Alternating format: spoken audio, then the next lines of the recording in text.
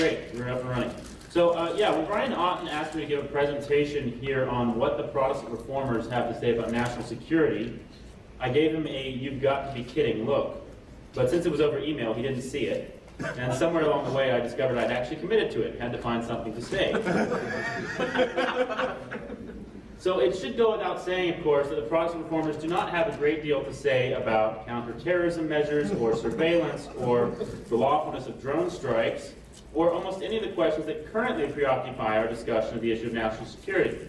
Nor do they even share the developed conception of the nation-state that underlies nearly all of our deliberations about national security.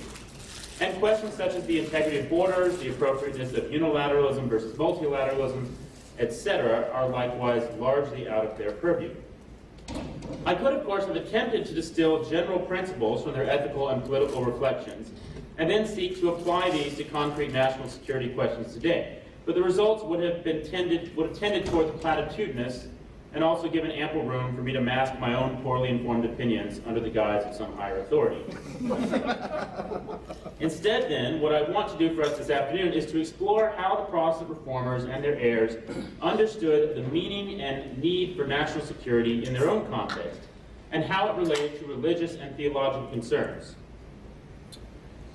In other words, I want to ask, how did early Protestants understand the responsibility of the civil magistrate to provide security for his Commonwealth? What did they think the chief threats to this security were? And how did the good of national security, on their view, relate to the good of right religion? Given the newfound recognition in the national security field of the irreducible importance of religious concerns and the religiously charged character of some of the most recent national security debates, e.g. the Muslim ban, the importance of solidarity with persecuted Christians, etc., I hope you'll find these reflections to be of some contemporary relevance in the end, though I will generally leave it to others here and to the Q&A session to make any such connections explicit. In this paper, I want to give attention to three main sources of national security concerns that preoccupied Protestant thinkers in the century after the Reformation. The first were internal threats to civil order stemming from social and economic unrest. The second were internal threats to civil order stemming from divided religious loyalties. And the third were external threats to international peace, and thus to each nation's security, stemming from religious passions. Now, addressing the second and third in particular will require me to resurrect what William Kavanaugh has called the myth of religious violence, and its concomitant myth, the myth of the state as savior. While I have no interest in committing myself to those myths in the form that they have been popularized by Rawlsian liberals and the new atheists, and in which they appear daily in the media, nor do I wish to reject them altogether. For there is, after all, such a thing as a true myth, and Bill Kavanaugh does not seem terribly interested in determining whether or not these particular myths are true. Rather, he wants to replace them with his own myth, that of the state as Antichrist. Indeed, before we commence the historical investigation, let us consider the two myths with which we are commonly confronted when it comes to politics and religion in this period. According to the first, in the aftermath of the Reformation and the doctrinal division it provoked, Europe was, so this is the sort of mainstream myth of religious violence. So in the aftermath of the Reformation and the doctrinal division it provoked, Europe was plunged into violence and war, sacral violence and holy war no less, justified by appeals to rival creeds. Appalled by the spectacle, peace-loving polities looked to civil authorities to save Europe from the mess, carefully carving out a separate secular realm of public civil affairs and banishing religion to the private sphere so that religious passions would never again inflame public debate or international conflict. And we lived happily ever after. Well, sort of. Now, Bill Kavanaugh has radically challenged this narrative and pointed out its serious blind spots, replacing it with something like the following.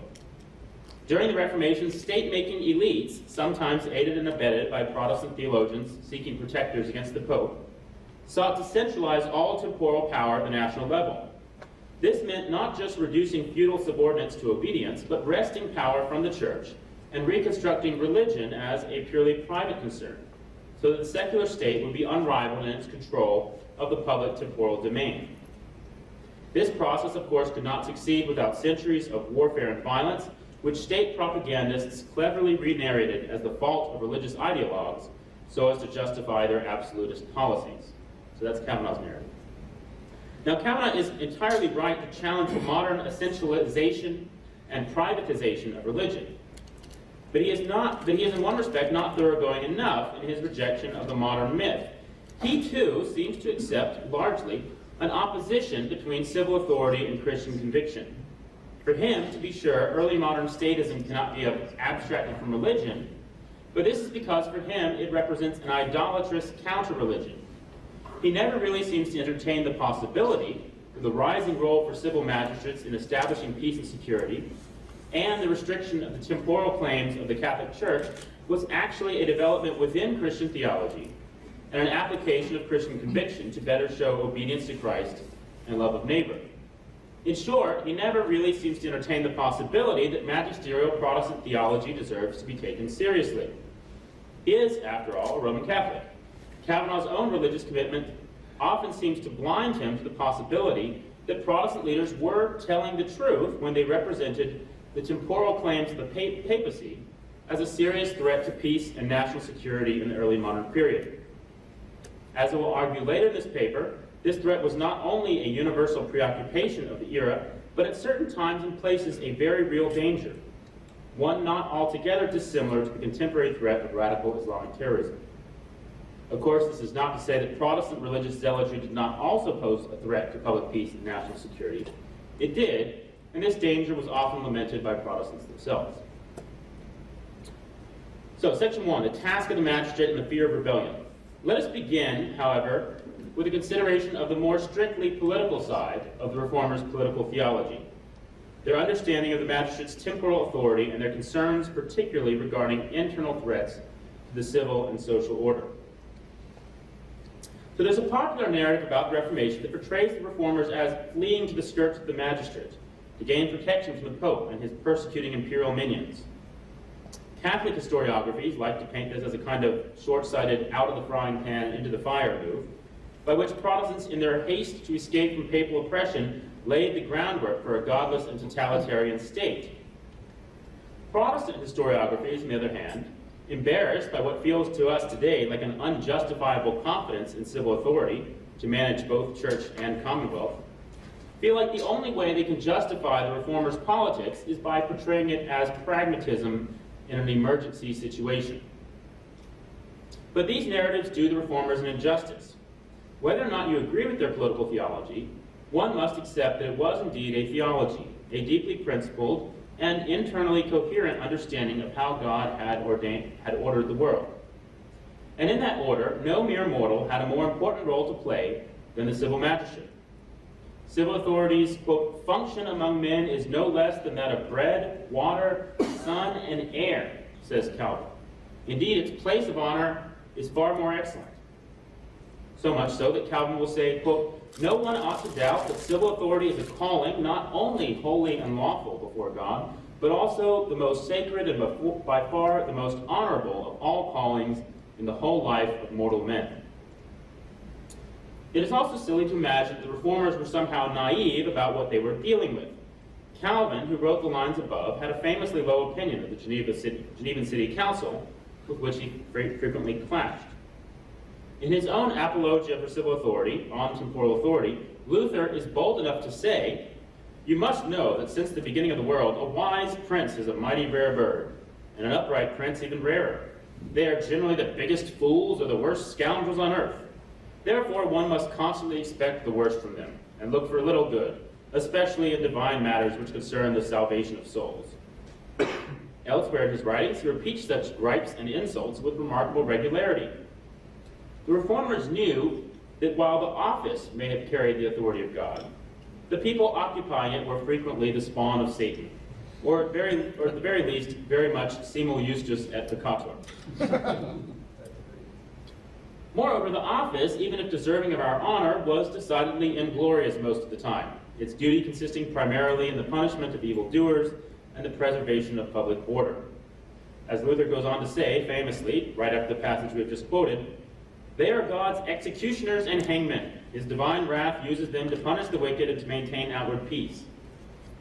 To be sure, Luther elsewhere shows that he has a broader understanding of the office of magistrate than this Augustinian minimalism, as indeed Augustine did. But this was the heart of their office. It should hardly surprise us then that Luther took a very dim view of rebellion. seeing it, based on Romans 13, as tantamount to taking up the sword against God himself. As he says in his infamous response to the 1525 Peasants' Revolt against the robbing and murdering hordes of peasants, quote, Romans 13 says, "Let every person be subject to the governing authorities. Since they are now deliberately and violently breaking this oath of obedience and setting themselves in opposition to their masters, they have forfeited body and soul, as faithless, perjured, lying, disobedient rascals and scoundrels usually do." St. Paul passed this judgment on them in Romans 13 when he said that those who resist the authorities will bring a judgment upon themselves. This saying will smite the peasants sooner or later, for God wants people to be loyal and do their duty. But it would not be fair to imagine that Luther's implacable hostility to rebellion stemmed merely from a kind of stubborn and literalistic appeal to Romans 13, as is frequently suggested, or that he had, quote, an almost pathological fear of rebellion, as one scholar puts it.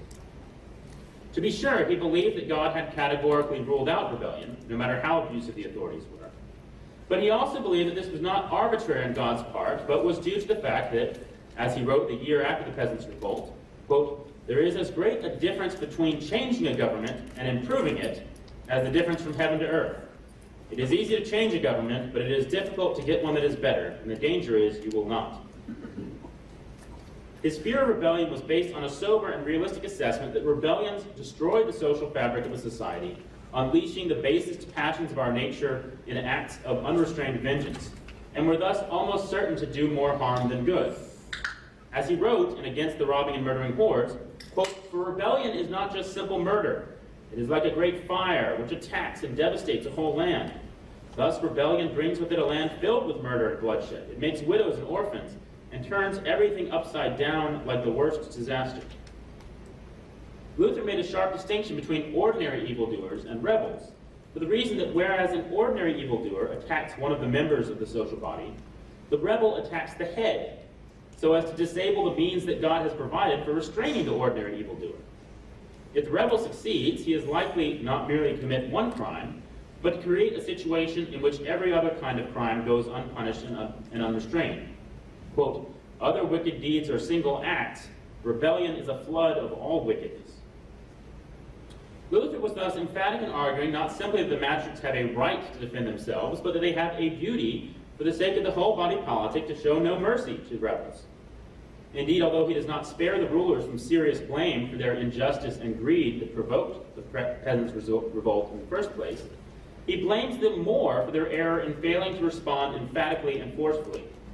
In Whether Soldiers May Be Saved, he writes that although slaying may not seem like a work of love, it can be. Just as a doctor must sometimes amputate a limb to preserve the body, so a magistrate must sometimes kill an individual threatening to destroy the whole people under him. Quote, "For if the sword were not on guard to preserve peace, everything in the world would be ruined because of a lack of peace. Therefore, such a war is only a very brief lack of peace that prevents an everlasting and immeasurable lack of peace, a small misfortune that prevents a great misfortune. The small lack of peace called war or the sword must set a limit to this universal, worldwide lack of peace which would destroy everyone." The sword, in short, is what God has provided as a mercy, but precisely by being unmerciful when necessary.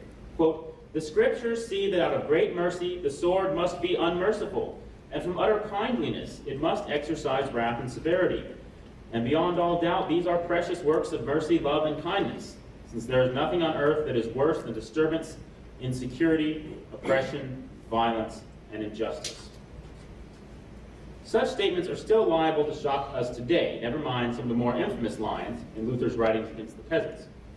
But this is partly because we are blessed enough to live in a society from which such insecurity has been largely banished, though I think there are signs even now that it may not always remain so. The fact is that Luther was largely right about the peasant rebellion. Of course, there were many individuals and leaders who made reasonable demands and sought to keep violence to a minimum, but once rebellion is underway, the most radical elements have a way of co-opting the movement. And even when this is not the case, the general breakdown of law and order often hurts the most vulnerable the most of all. This proved the case in the 1525 revolt, and somewhat vindicated Luther's contention that stern measures at the first sign of trouble might have been more merciful.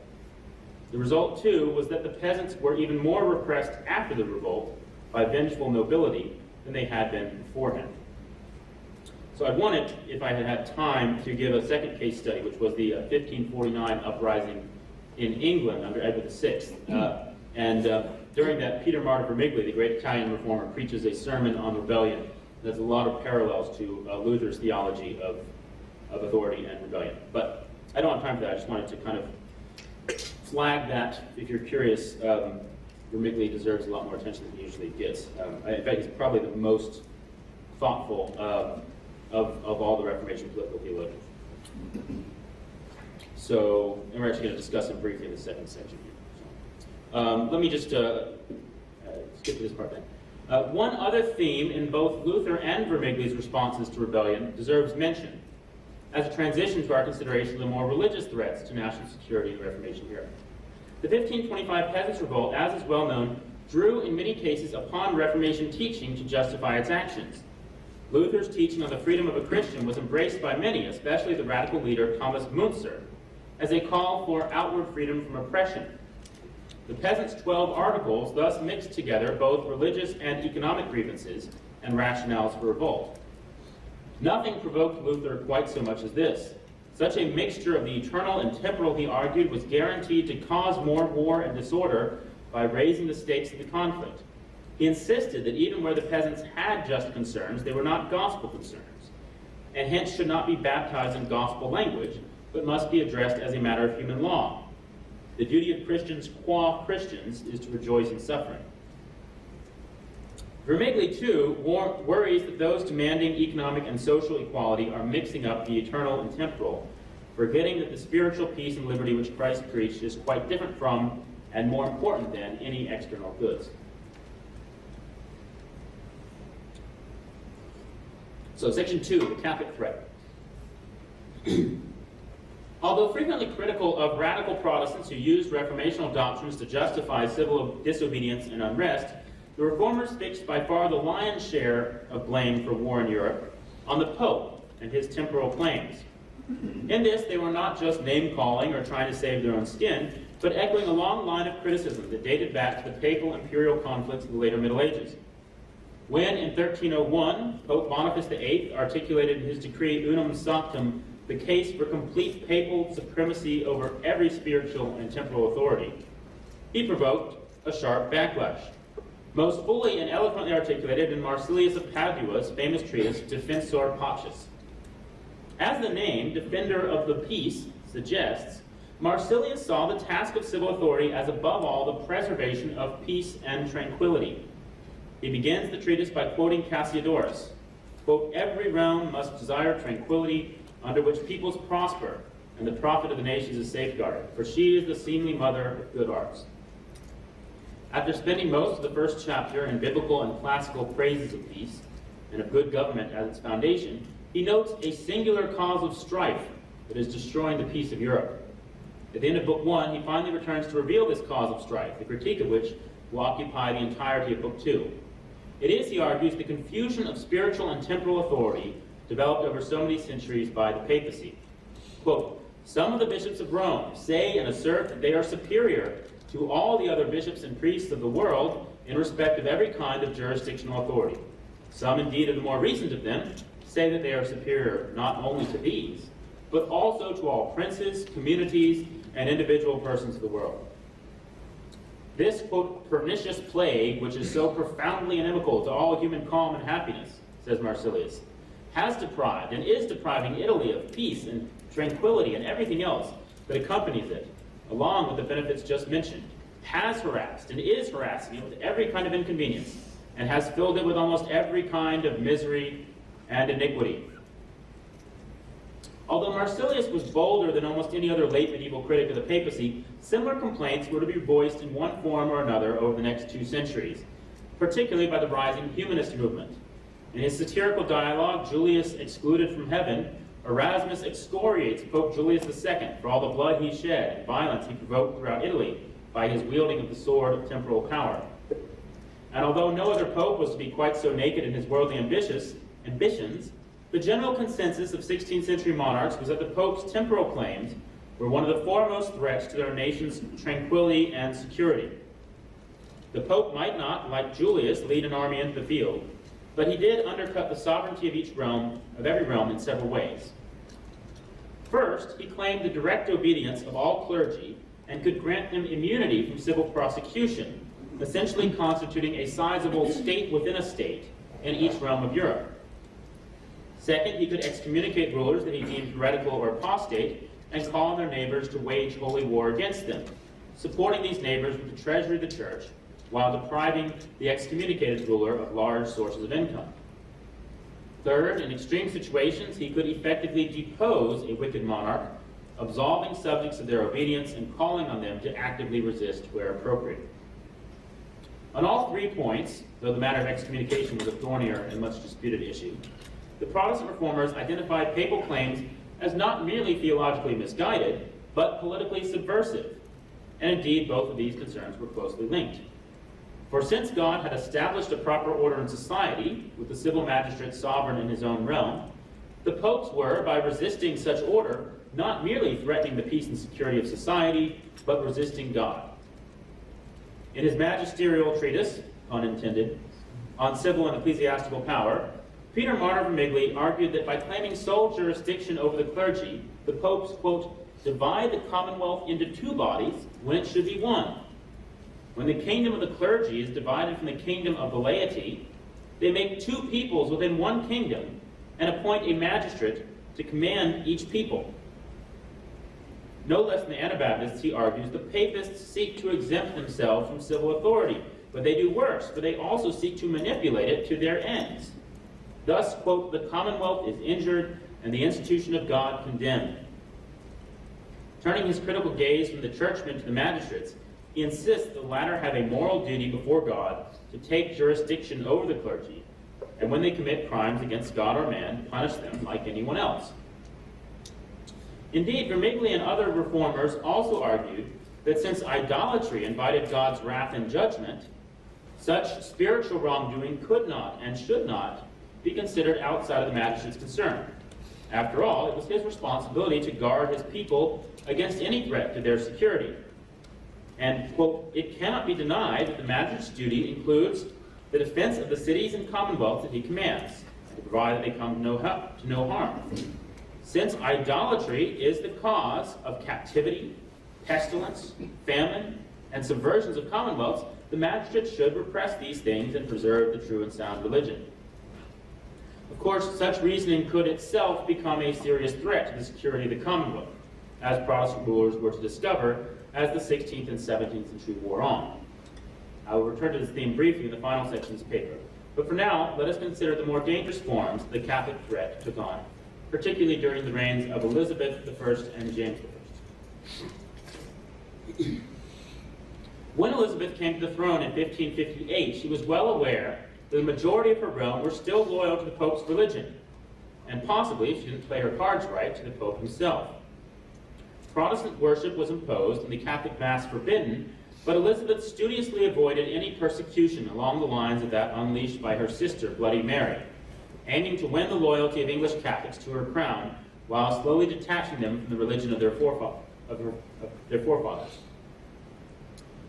The strategy worked, for when in 1569 some Catholic lords rose in the Northern Rebellion to put Elizabeth's Catholic cousin Mary Queen of Scots on the throne, they found meager support and were quickly dispersed. However, their revolt was to have serious repercussions for the future plight of English Catholics and the sense of national security in Elizabethan England. Hearing of the rising, Pope Pius V, having up until this point avoided a direct confrontation with Elizabeth, sought to lend momentum to the rebellion by deploying his full excommunicating and deposing powers.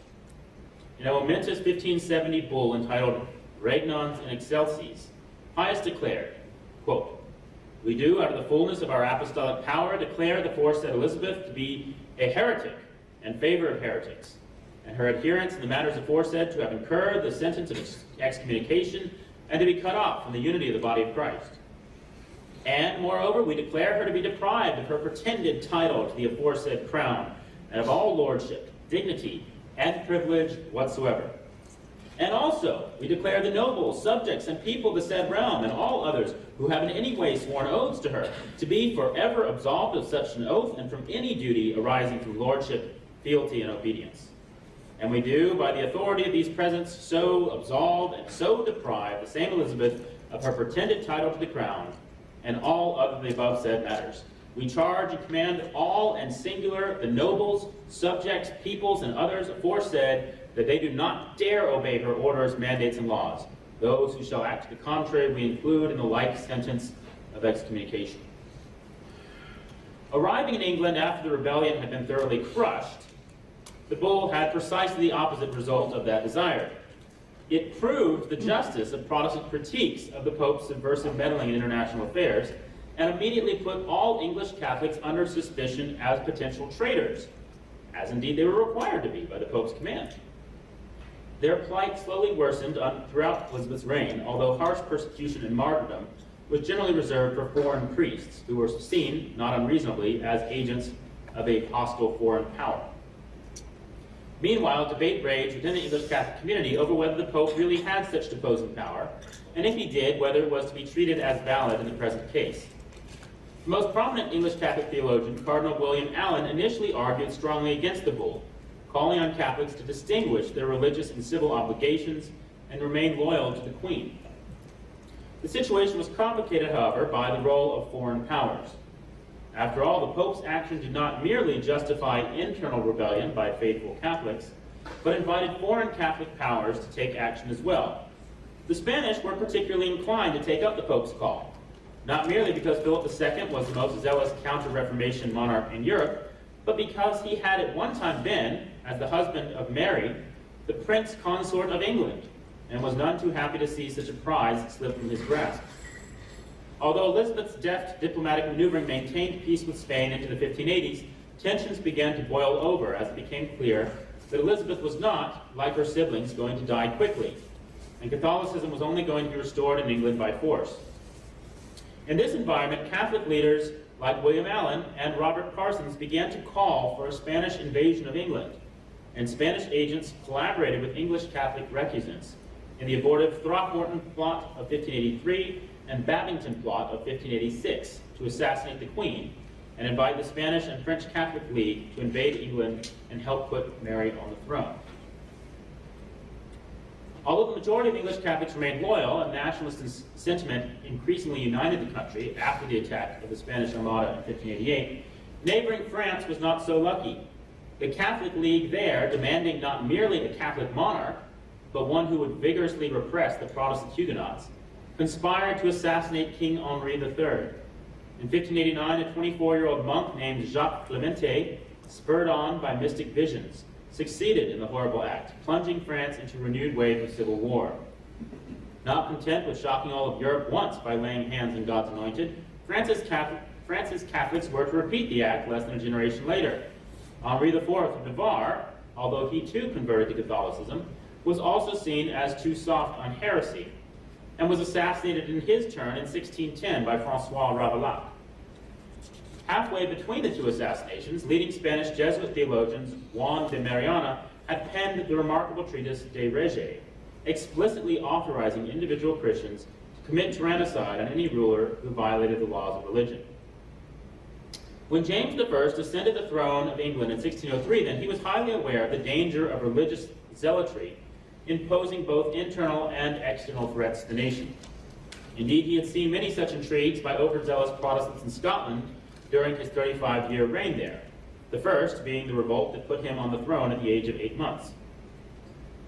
Adopting as his motto, Beati Pacifici, blessed are the peacemakers, he worked tirelessly at home and abroad to reduce the threat of religious conflict by cultivating diplomatic ties with France, Spain, and the papacy, while easing some of the restrictions on English Catholics.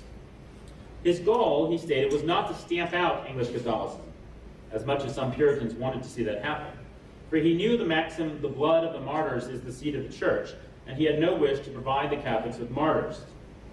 However, he did wish to ensure that the Catholics acknowledged the Pope as only a spiritual authority, and that their numbers remained very small. In 1605, frustrated that Elizabeth's successor was no more about to restore their ancient faith than she had been, a small band of English Catholics embarked on the most extraordinary plot of all, the infamous gunpowder treason of the 5th of November, 1605, commemorated in that great film, V for Vendetta.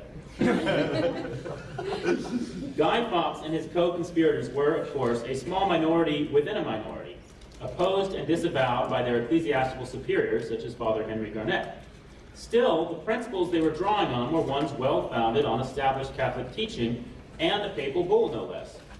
And even Garnet's unenviable position in the whole business highlighted how difficult it was to disentangle Catholic theology from subversive Catholic politics. While he had known about the plot for months beforehand and strongly opposed it, he deemed his information to fall under the privacy of the confessional, which he was bound under divine law not to break. So he knew about the plot but felt like he was not allowed to tell the authorities about it. If this was not an example of how popish theology in practice, with its autonomous parallel jurisdiction, threatened the safety of the whole state, then what was? The result of the gunpowder plot was predictably a fierce public backlash in England against the Catholic community and a call for much more repressive laws. James, however, remained stubbornly lenient in enforcing them, and instead focused his strategy on requiring the recusants to take the oath of allegiance, which carefully separated the spiritual claims of Catholic theology from any of the Pope's temporal claims.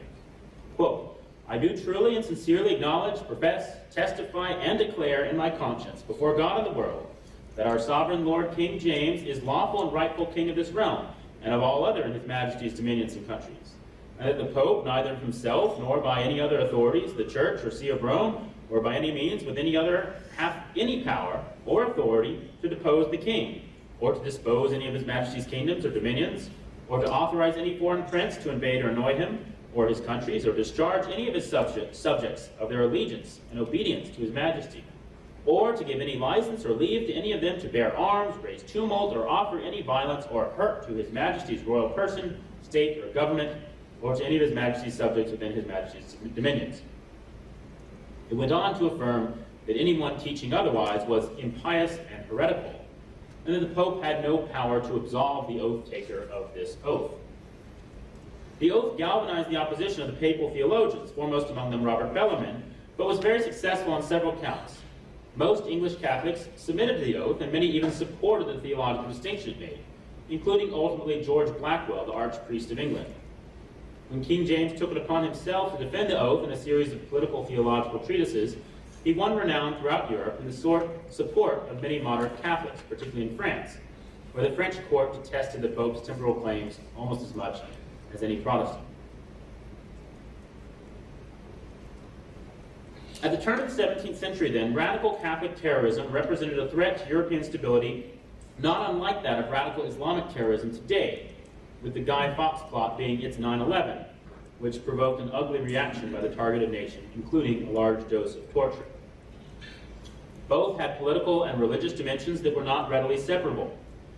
In both, the threat had something of a sovereign state as its home base, the Islamic State in our case, the Papal States in theirs, although the threat was diffused widely through clandestine agents, sometimes working in concert with foreign powers, sometimes acting largely on their own initiative. In both cases, much of the threat was homegrown, as pockets of disaffected members of minority religion became radicalized by a combination of personal pressures and external propaganda. In both cases, the terrorism was a threat both to nations of a different religion, e.g. England, analogous to the West now, and those of the same religion that were not perceived to be zealous enough, e.g. France then, which is analogous to Turkey now. In both cases, the vast majority of members of the dangerous religious group were not in themselves violent or supportive of violence. Okay, most Muslims now do not support terrorism. Most Catholics then did not support terrorism. Some professed wholehearted fidelity to their home countries and thought they could neatly divide their temporal and spiritual loyalties. Others found the whole business more ambiguous and never felt quite at home in a nation that did not share their religious priorities, but they deplored violence. Only a handful resorted to holy war ideology. But in both cases, it was not that simple to just dismiss the violent handful as a few crackpots, because they could quite compellingly appeal to authoritative texts and leaders within their religion to justify extreme action. Radical Islamic terrorists can appeal to passages in the Quran, and some interpret the Quran. Radical Catholic terrorists then could appeal to papal bulls. Accordingly, paranoid the authorities may have been, but understandably paranoid. And then as now, their vigilance, while it may have imprisoned and tortured many innocents, also succeeded in foiling a number of genuine threats. All right, so finally, and most briefly, I want to discuss the danger of religious warfare. So it would be partisan of me to leave the implication that there was only one real threat to peace in early modern Europe, and that was Catholic. Far from it. As Kavanaugh himself notes, the biggest problem with the myth of religious violence is its reification of the term religious, failing to note there can be many different kinds of religion, and even within each kind, many different religious motivations and interpretations of what each religion requires. One wishes that Kavanaugh had been more diligent to apply this insight to the early modern period. For just as there were a variety of political theological viewpoints within Counter-Reformation Catholicism, so there were a wide range of viewpoints within Protestantism of the same period. I am not aware of a radical Protestant terrorist movement analogous to the Catholic one, to be sure, though there may have been. The threat here fell more within the realm of conventional warfare and national political activity. It fell under two main headings: demand for uniformity and what we might not unreasonably call responsibility to protect. Under the first heading, we have encountered the first rumblings of the doctrine already in Vermigli above.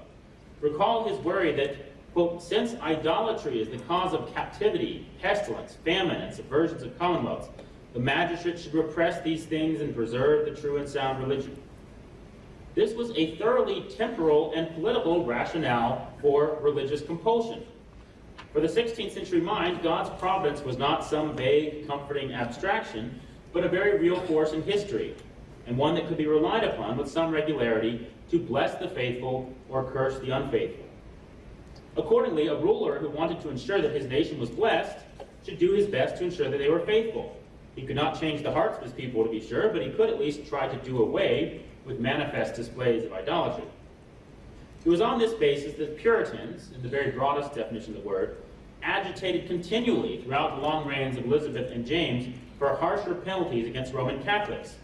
Some even called for all such idolaters to be summarily executed to prevent divine vengeance on the nation.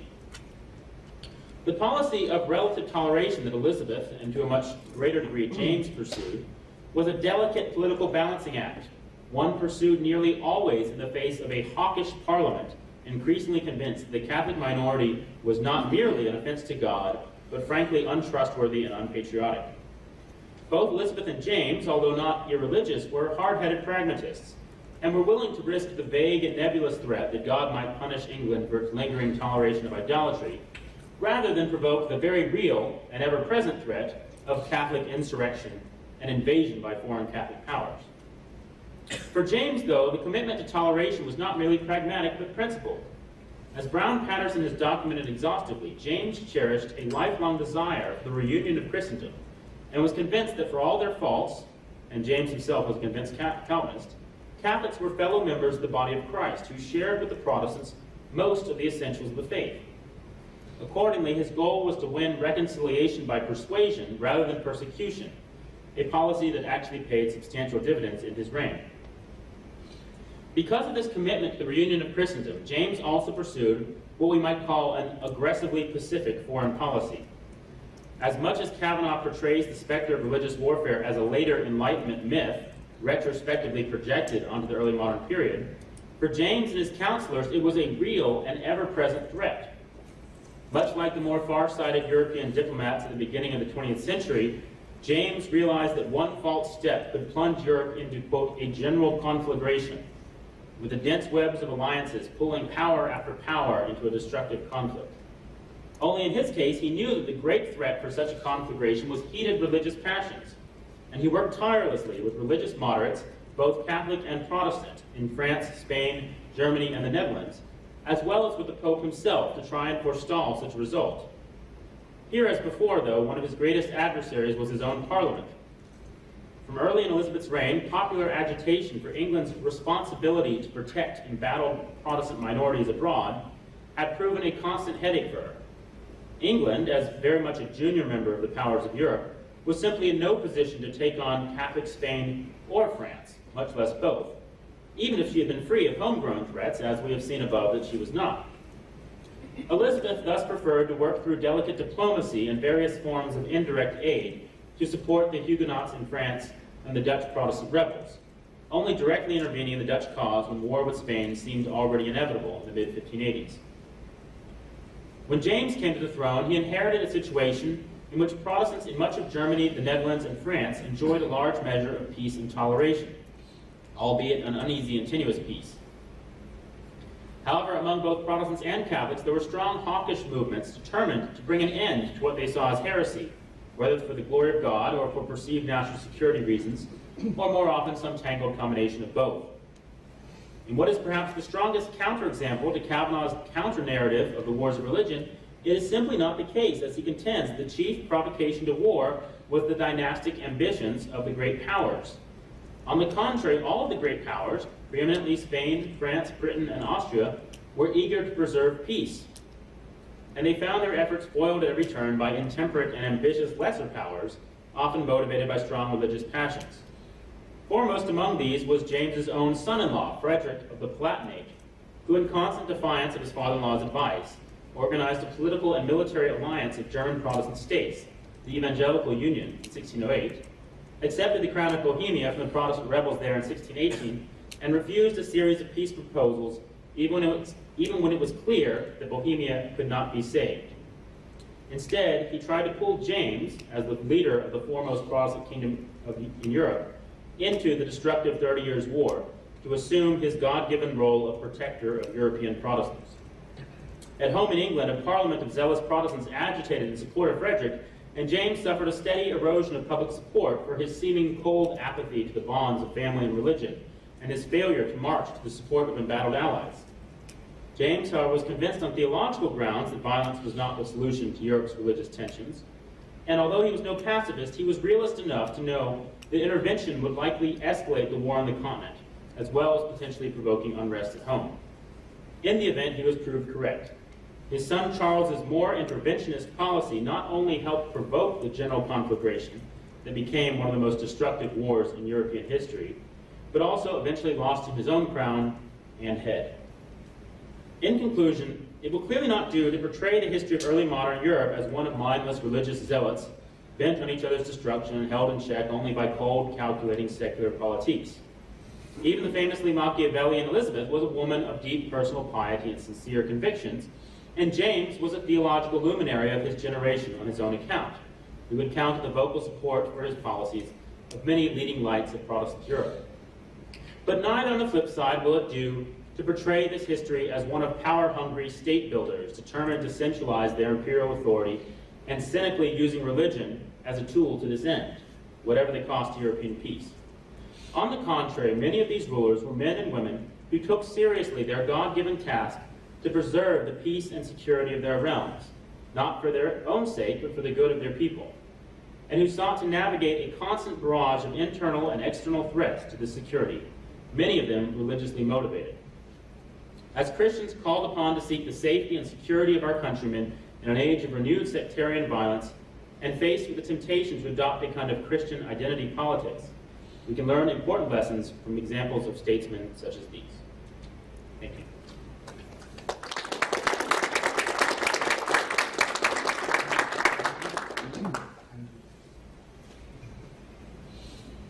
Questions?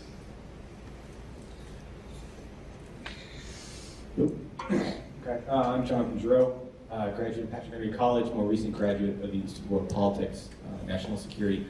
I thought you made a very, very interesting comparison between the Roman Catholic terrorists of the 1600s and the Islamist threat that we face today. I was wondering, though, if you could discuss how that Roman Catholic, as you put it, terrorist threat decreased to the extent that, by the middle 1800s, there's certainly that concern, even in America, of Roman Catholics as subversive, but there's no teeth behind the threat. Right. So if you could discuss how you get from the gunpowder plot to really no meaningful threat, sort of with an eye to comparisons to the present situation that we face. Yeah. Let's see here. Well, my knowledge of history drops off dramatically as the 17th century goes on. It's the first caveat to say. But, I mean, a couple things. One is, So the Catholic terrorist threat, although a lot of it was homegrown, they gained a lot of moral support and material support from Catholic Spain during the period when England and Spain were enemies. So for James making peace with Spain early in the 1600s was one key stage in kind of pulling the rug out from under that threat. And then Spain's power declined precipitously in the course of the 30 Years' War. And France became the ascendant Catholic power, and because of France's own experience with assassinations by radical Catholic terrorists, although France was clearly a Catholic nation, that was there was it was firmly instilled that it was Catholicism meant first and foremost loyalty to France, and only secondly loyalty to the Pope. So France was very aggressive in kind of shifting the ideology from toward a kind of nationalism. And I don't disagree with Kavanaugh that nationalism is obviously an idolatry, can be an idolatry. And to the extent that you saw in the early modern period a shift away from religious loyalty to the Pope as temporal authority and religious loyalty to the nation state as temporal authority, I think in some cases one idolatry was replaced with another idolatry. I think the France of Louis XIV is, to some extent, an example of that. But in any case, it did radically reduce the threat of, I think, Catholic terrorism in France and then also in England, because France had no interest in encouraging someone to assassinate the King of England, because they knew that could be taken as an example for assassinating the King of France. So I think that's a key thing. And you do also have although it's of course a long time, it's till the middle of the 19th century that Catholics in England are actually granted full political status, there is in general, gradual softening of the penalties on Catholic recusancy, which meant that most Catholics, while frustrated to not have full status, did not feel entirely disenfranchised from English society, and they came to think of themselves as Englishmen first and foremost. And I think that was James's insight, was, we can't, he was nervous about them, but was like, if we treat them as a threat to be eradicated, we'll just radicalize the threat.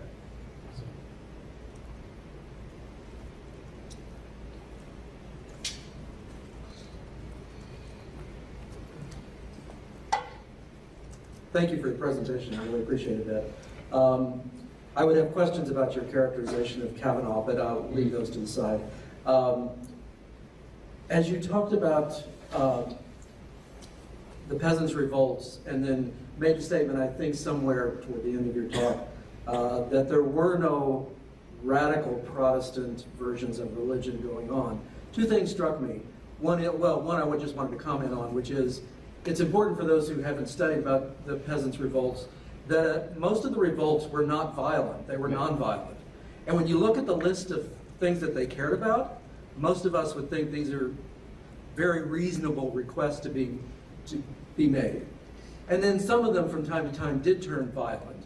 And it struck me that indeed some of the people leading those, Thomas Müntzer would be an instance, were in fact a radical form of Luther's inspired Reformation.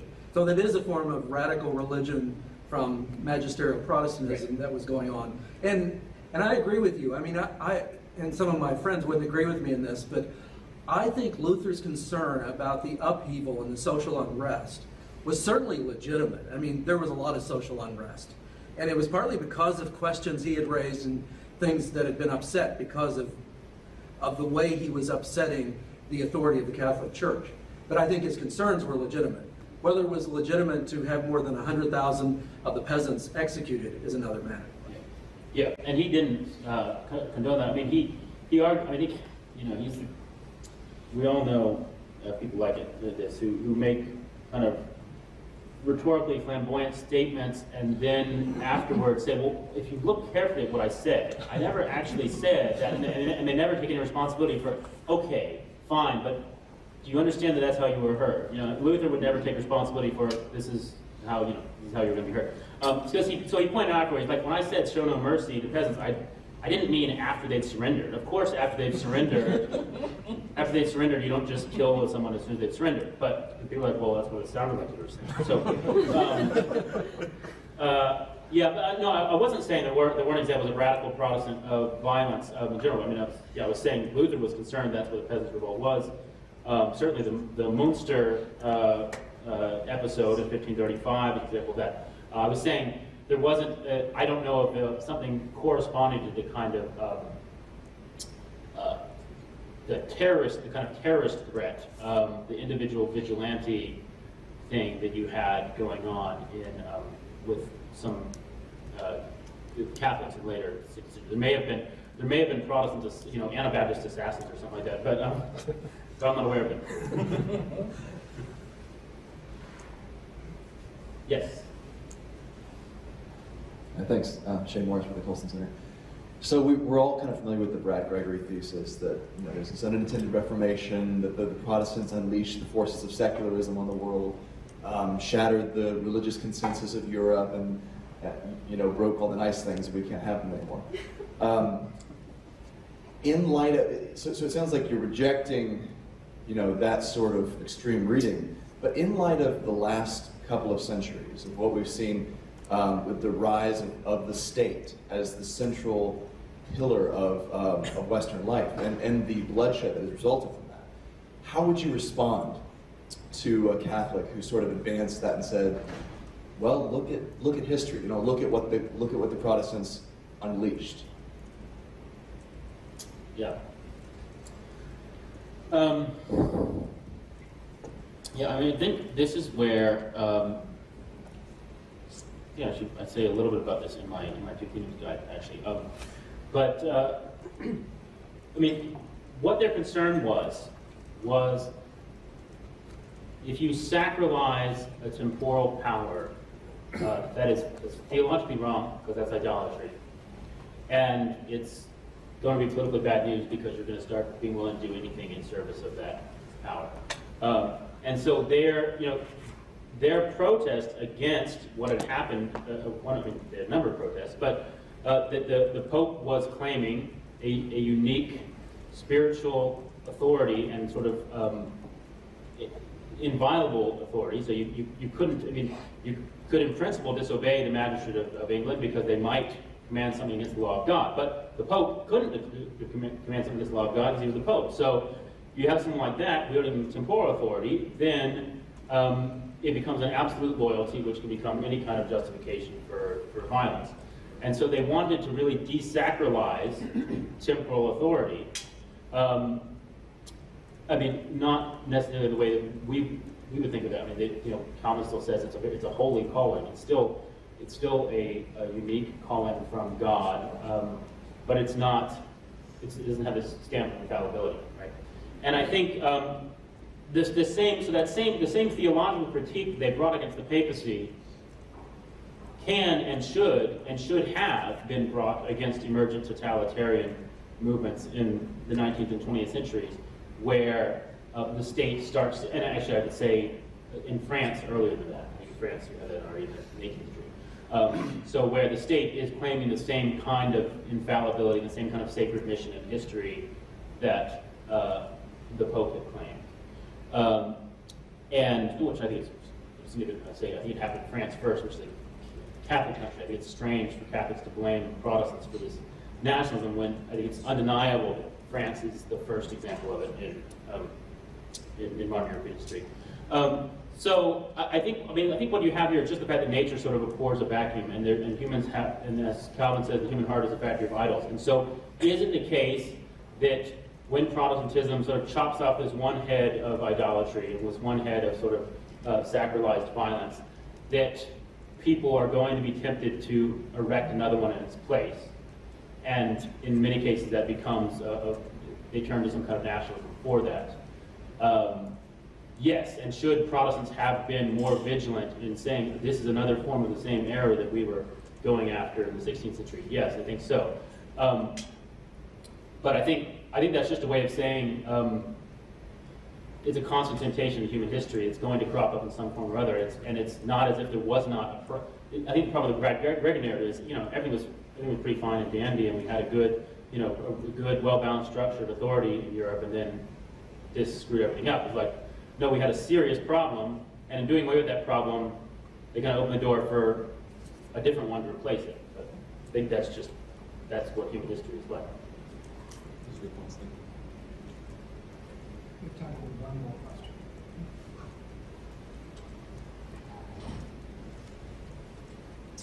Scott Hatch, and I was intrigued by the distinction you made regarding the Catholic threat and then the religious warfare aspect. From a political aspect, it strikes me that you have a countervailing dynamic going on between those two things. On the one hand, for the religious leaders, Elizabeth and James I, to put down the Catholic threat actually reinforces a Protestant political identity within England. But then that almost creates the dynamic that you saw later on, that you had indicated undermined James and certainly undermined his successor Charles I, where that identity, that sense of distinction becomes almost uncontrollable.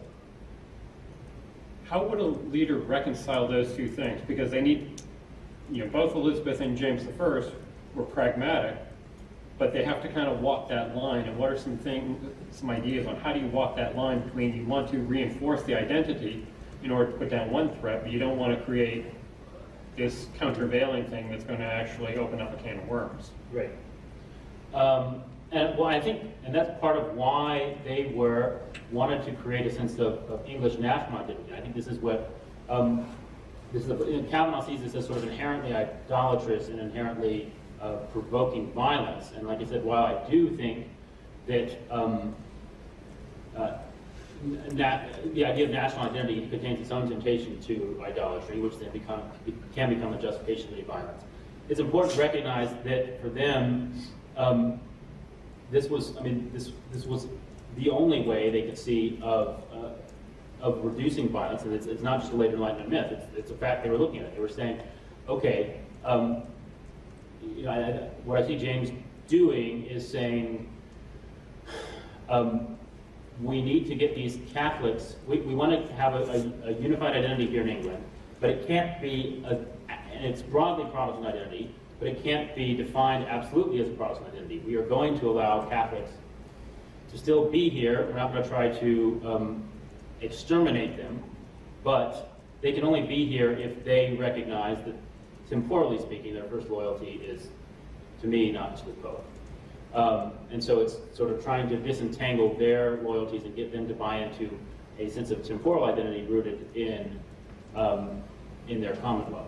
And then, and so he thinks if he can do that, he wants to try to also get Protestants at the same time to say, okay, yes, it would be great to help your Protestant co-religionists abroad. I would love to do that where possible, but I'm not going to go on a mission of national suicide to help the oppressed Protestants abroad, because our first responsibility, my first responsibility is to you as Englishmen, your first responsibility as Englishmen is to one another.